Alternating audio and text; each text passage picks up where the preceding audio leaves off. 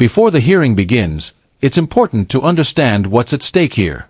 This session centers on questions of congressional authority, compliance with subpoenas, and whether political affiliation influences accountability. At the heart of the debate are comparisons between high-profile figures and how differently, or similarly, they are treated under congressional oversight. What unfolds isn't just a procedural dispute, but a broader clash over fairness, precedent, and public trust in government institutions. This has been a very interesting hearing. Mr. Waltz, welcome to Oversight. Yes, it usually gets like this. Look, let's be very clear. This isn't about Hunter Biden's white privilege. It's about Hunter Biden's Democrat privilege. Because Donald Trump Jr. showed up for 5 congressional subpoenas. There was never this circus where he was subpoenaed by House Democrats and he showed up on the Senate side or showed up at the White House to answer in some fake, phony, lame press conference, not actually going to the House and doing what he was compelled by a subpoena to do. Hunter Biden did that. This has been a very interesting hearing. Mr. Waltz, welcome to Oversight. Yes, it usually gets like this. Look, let's be very clear. This isn't about Hunter Biden's white privilege. It's about Hunter Biden's Democrat privilege. Because Donald Trump Jr. showed up for 5 congressional subpoenas. There was never this circus where he was subpoenaed by House Democrats and he showed up on the Senate side or showed up at the White House to answer in some fake, phony, lame press conference, not actually going to the House and doing what he was compelled by a subpoena to do. Hunter Biden did that. And then he has the unmitigated gall to show up here when we know that we're going through actually the legislation for contempt, with, by the way, Mr. Chairman, we should actually get to the legislation of contempt. The speechifying is great, but let's do our business, members. He has the gall to come here, show up, and then when the Democrats are saying, hey, he wants to speak, he leaves. This is a joke. This is a farce. The man has been subpoenaed by Congress. Oh, and by the way, the January 6th committee, Mr. Raskin, which you did sit on, by the way, that was not a normally ordered committee of Congress because Nancy Pelosi did not want the Republican members that then Leader McCarthy put up. According to the courts, it was. My time, sir. Will you yield for a correction? I was respectful of your time. I didn't say anything. So, ladies and gentlemen, let's move forward with our business. He should be held in contempt. There was a subpoena. He did not answer it. Any other American will be held in contempt by Congress. Any other. This is Democrat privilege of the highest order. What we're witnessing here reflects a recurring tension in congressional hearings, where legal procedure intersects with political messaging. One side frames the issue as a clear-cut case of non-compliance with a subpoena, emphasizing equal enforcement under the law. The other raises concerns about process, context, and whether the rules are being applied consistently across cases. It's worth noting that disputes over subpoenas are not uncommon in Congress, and enforcement often carries both legal and political consequences. But this raises an important question. Is this primarily about upholding institutional rules, or is it also about shaping public perception? And how should viewers distinguish between legal arguments and political narratives in moments like this? Let's do our jobs. I yield. Gentleman yields. Chair now recognizes Ms. Ocasio-Cortez from New York. Thank you, Mr. Chair. Just to address briefly, quickly, that moment about privilege and all of this that we're seeing here.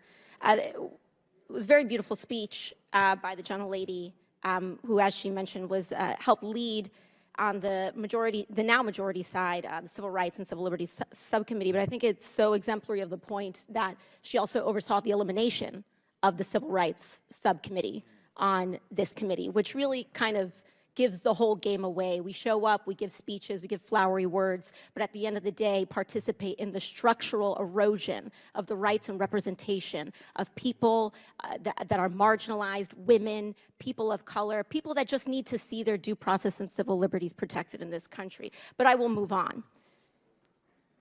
As also the Republican side had mentioned in their many raisings of the January 6th committee, that it's not just Hunter Biden, you, me, any individual subject to equal treatment under the law, to be held up to accountability under the law, but it is also these committees and this committee that is subject to oversight and law.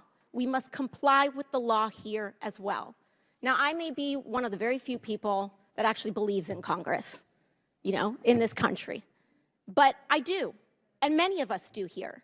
And we have an obligation to engage in good faith participation to execute and comply with the subpoena. The chairman said in front of the country several times to Hunter Biden, you can show up here in front of the world, in front of the public. Hunter Biden took him up on that offer. He said, I will show up in public. I will show up in public. He showed up here today. He showed up here in the past.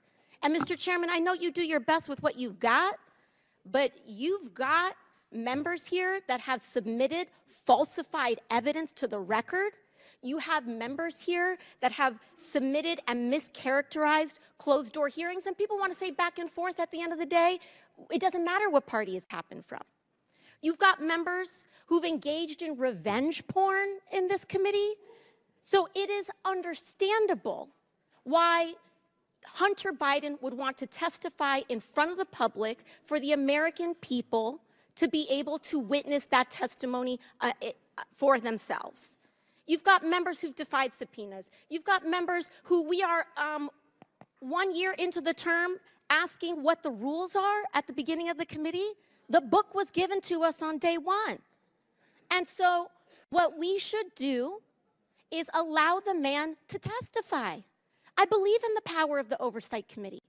Frankly, I believe in it regardless of whether Republicans or Democrats have the chair, because I believe that this committee should have the power of oversight, and we cannot do that on a partisan basis. And so for that, I implore this committee to allow Hunter Biden to testify publicly. I implore and I ask for that to happen. And we cannot do that by getting engaged in this back and forth on a defiance of the subpoena. Let him comply. Let him do it today. Let him do it tomorrow. But let the man do it.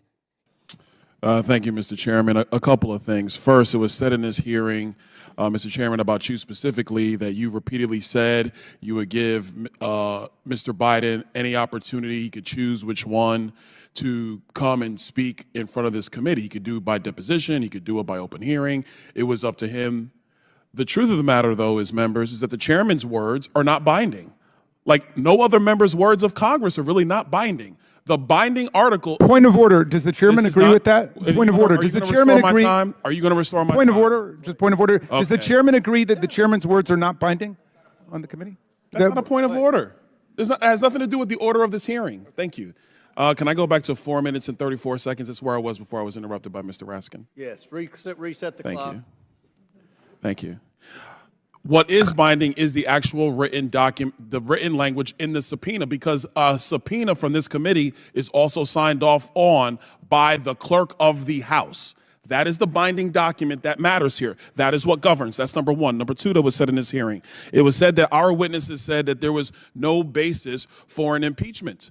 But remember, members on the Democrat side of the aisle, what was said by Mr. Turley at the time was that there was plenty of evidence for the continuation of an impeachment inquiry. And the purpose of that hearing was the relevance basis for an impeachment inquiry. The House has now voted for an impeachment inquiry. And one of the first things that the House did after the vote of an impeachment inquiry was to subpoena Hunter Biden to appear. Hunter Biden has evaded that subpoena. So flagrantly did he evade it that he decided to show up at the Senate side to give a press conference, and Eric Swalwell, a member of the House, helped him get that time on the Senate side to give a press conference. That's a flagrant violation of a congressional subpoena. Secondarily, he has the gall to show up here when we're actually discussing contempt.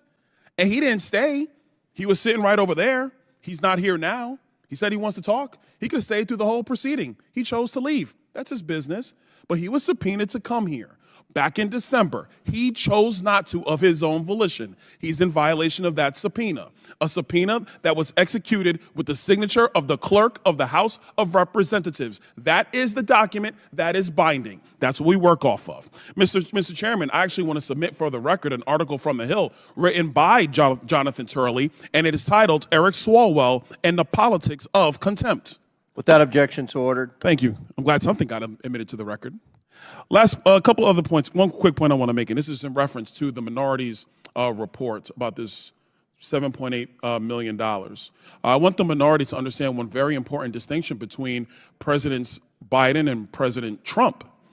President Trump has an international real estate portfolio that he has amassed over decades. I'm quite sure if you go back through all of the hotel receipts before he was president of the United States, that you had foreign dignitaries staying at Trump hotels all across the world. Will the gentleman yield? I'm not going to yield, Mr. Raskin. I'm making a point because they're actually very nice hotels. They look good. People like staying there. President Trump was not running the Trump Organization when he was president of the United States. To my recollection, Eric Trump, the president's son, was actually running the Trump Organization when President Trump was president of the United States. So if he had a portfolio of hotels and people choose, through Expedia, through Kayak, through Hotels.com, if they choose to go and stay there, how is that the president being in violation of what the emoluments clause? Is that what you're citing? Stop. Ladies and gentlemen, America, this is ridiculous. The Biden family has no business. They've never had a business except for politics.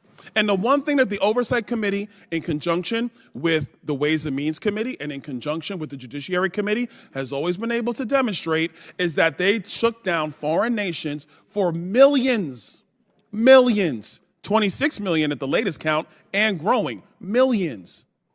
And there was never any business entity involved except public corruption and a pay-for-play scheme. We have questions for Hunter Biden. We issued a subpoena for him to answer said questions. He ignored a congressional subpoena as a private citizen. There are many attorneys on the... As this hearing concludes, it highlights how congressional oversight can quickly evolve into a highly charged political arena. Competing claims about compliance, fairness, and credibility reveal deeper divisions, not just between parties, but in how facts are interpreted and presented to the public. For viewers, the challenge is to look beyond rhetoric and focus on verifiable information, procedural rules, and the broader implications for accountability in government. Moments like these shape public confidence in democratic institutions, making it essential to engage critically and thoughtfully. What's your perspective? Was this a matter of enforcing the law, or an example of political theater? Share your thoughts in the comments below. And if you value clear, balanced analysis, don't forget to like, share, and subscribe for more in-depth breakdowns of the stories that matter.